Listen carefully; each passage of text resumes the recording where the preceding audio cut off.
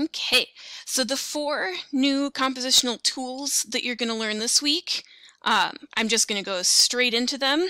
Again, there's the slide earlier in the presentation that has a list of all 8 between last week and this week, but the first one for this week is isolating the focal point.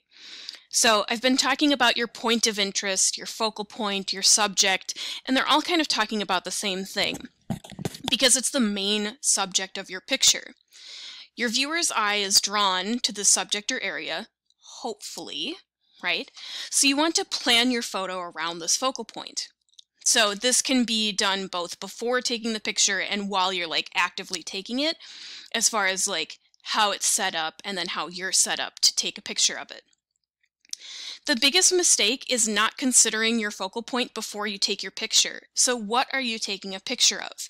Think about that before you close that shutter and press the button, right? Or press the button, whatever technology you're using to take your picture. Think about what you're taking your picture of before you take the picture, okay?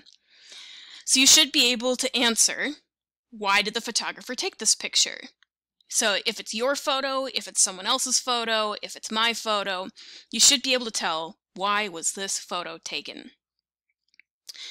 Now, this last point on here relates very, very closely to what we talked about at the end of last week as far as using the foreground to balance the background.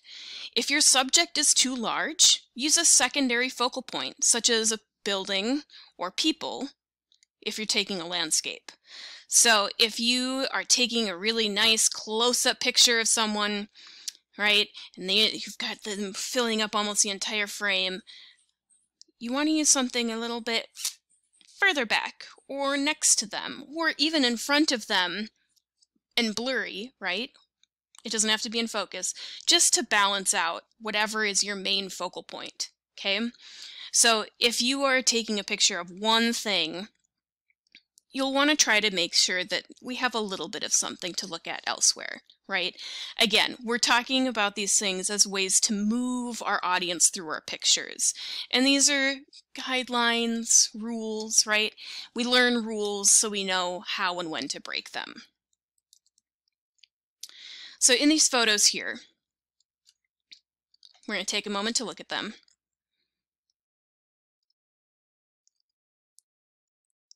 What is the focal point in the top left picture? Hopefully you said, oh, it's the dude running in bright red. What's the focal point in the second picture? Again, hopefully you said it's the person running. In the third picture, if you don't point this one out, I'm going to be disappointed. Hopefully you said the red apple. But then what's the focal point in the lower left picture?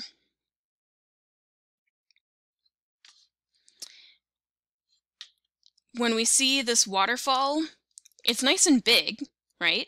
It's really the only super interesting thing going on, and it's pretty different from everything else. But we have this other thing that's closer that kind of brings us into the picture and moves us around, so we don't just look at the waterfall. Focal point in this picture, we've got a tree, we've got a cornfield. This probably is a familiar scene if you've ever driven outside the city. So the second idea, once you've isolated your focal point, is trying to fill your frame with your subject, right? So you don't want a lot of dead space in your photograph. Get close to your subject. Get close to it. Sometimes it might be awkward, especially if you're taking a picture of a person. Get nice and close up to it, right? Zoom. Zoom. Use your camera zoom function. I think on your iPads you can pinch and expand to open it. If you are using a camera, there's going to be a zoom function on the top. Or if you're using a lens, you'll have to use that. But zoom. Make sure that it's filling the frame.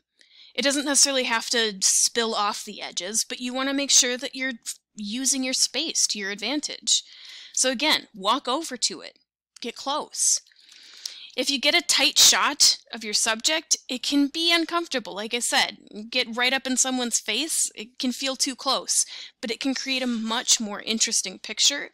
And especially if it's a picture of a person, it can feel much more intimate, right? And I don't mean intimate as in ho ho ho ho sexy times, right? I just mean that like you're close and connected to the person. So if you take a close-up picture of a person, your audience can feel close and connected to that person as well. You can crop. So you can take your picture and then if you realize, oh, there's too much dead space, you can digitally cut it out, but you lose clarity, okay? So our pictures, being digital, are made up of a bunch of teeny tiny pixels, right? So it's the same number of pieces, but because you've cut off the number of pixels, they just expand to get back to the original size. And that can be what loses your clarity. So here's some ideas of how you can fill your frame, right? We've got our dartboard, and this one goes so far as to go off the page. Like the dartboard, if it continued realistically, it would continue down here, it would go off my screen, come back around the top. But then we have our nice little triangle of darts. Got a cute little baby. And again, the baby, if it was continuing, would come off the screen, or sorry, come off the picture. Sorry, I've got a new mouse and it's a little jumpy. Hopefully it doesn't distract too much. Okay, but then, so we're still talking about this baby. It fills the frame, but there is a little bit of space around it. We have a little bit of breathing room for our eyes, but there's not a lot of dead space. Okay, got our big close-up of a truck making us feel tiny next to it. A little bit of space around it, but it fills the frame. And that really gives us a sense of the scale of this thing. It's enormous. We've got some grapes with some leaves. And there's interesting stuff going on in the background, but the grapes in general fill up, what, 2/3 the picture? And this last one in the lower right.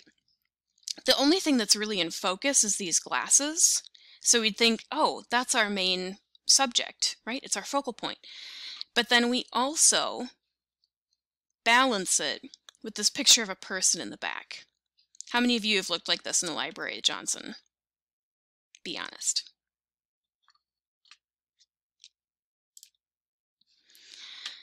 So this one is combining multiple ideas together using lines, symmetry, and patterns. And these are going to be terms that come back later when we talk more about the elements of art and principles of design. But these ones in particular are really important in photography, and some of them have their own terms, right? So we've been talking about how photographs are these two-dimensional representations of three-dimensional space, right? They're flattened out versions of the real world. So we're trying to lead our viewers through the pictures and give them the sense of depth that exists in real life. So if you look for natural or artificial lines to lead them through, they're called leading lines, right? So if you look down the street and you see a row of trees, if you see a fence, right? If you see a skyscraper or an actual line, natural flow of a stream, right? These can all be ways to direct the viewers through your picture. You can think of it kind of like the steps on a treasure map, right? How are you getting your viewer to travel through and maybe end up on your focal point, or maybe your focal point is just a stop on the way.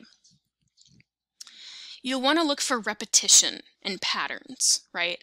So when things repeat the same exact way, it's considered a pattern, right? But things can still repeat with some changes. You want to look for those because those can help keep your photo unified, put together. Your patterns can be man-made or natural, right? So man-made patterns would be like a chain link fence, a stack of bricks, right? Maybe even a row of windows on a building. But some natural patterns are like honeycomb, or the structure of some rocks can create some patterns, right? All lines and patterns end up creating a sense of depth. And part of this is because as things recede into the distance, they give us that sense of perspective. We can see them being wider as they're closer to us and closer together as they're farther away. So those lines really help give us that sense of direction and depth. If you combine patterns and lines, it can create a sense of symmetry, right? So symmetry is when something is the same on both sides. It can also be symmetry top to bottom. And this is where we're starting to get into breaking our rules. Okay, so working with lines. If you see the lines are thicker up close and thinner farther away, this is the work of perspective. Okay, but if this is just on a flat surface, it's not that they're going deeper into the distance, it's just going up the page. But this illusion of this two-dimensional space gives us that sense of depth.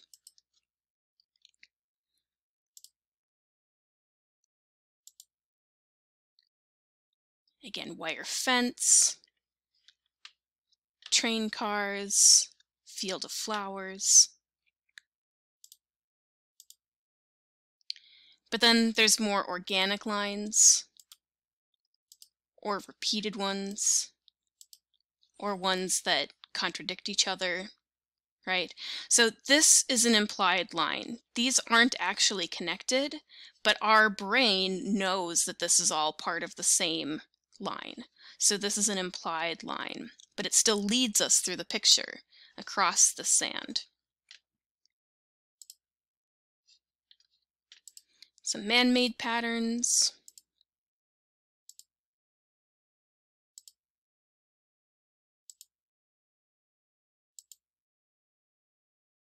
Okay. Patterns in nature.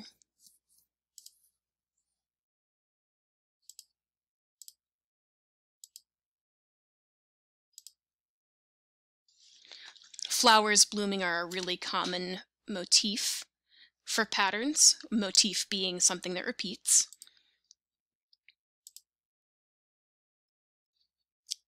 Again, pattern of trees and how they grow.